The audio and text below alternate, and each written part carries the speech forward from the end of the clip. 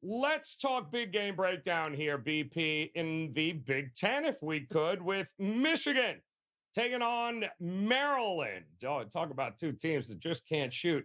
What are we going to do in this game here? Big Ten, it's conference play. It's, it matters a lot these days. So what are we getting here tonight?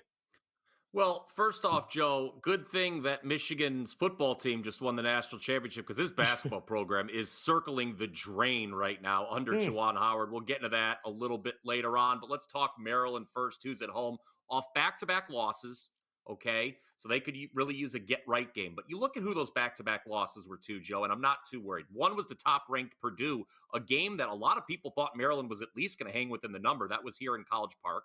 The other game that Maryland has lost, and the last game was to Minnesota on the road.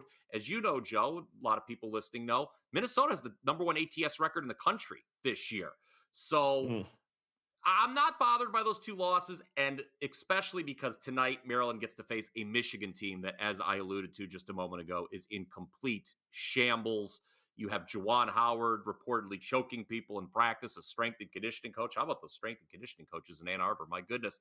And then you have point guard Doug McDaniel, who is curiously suspended, Joe, for the next 6 road games. Have you ever seen a suspension where someone was always only suspended for the road games? I would love to hear a story about what happened there, but the bottom line is this. McDaniel, he's been Michigan's best player this season. 17.8 points per game, 4.1 rebounds, 5.1 assists.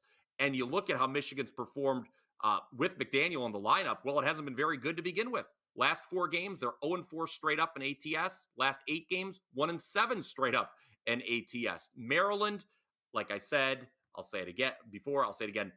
This is a get-right game.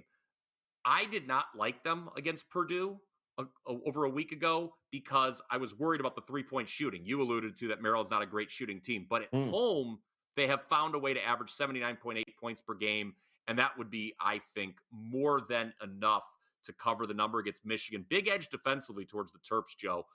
They are top 30 in adjusted defensive efficiency per KenPom. Michigan, 156. This didn't make my card because I'm a little scared of Maryland's 3-point shooting, but it's favorite or pass for me, today's big game breakdown.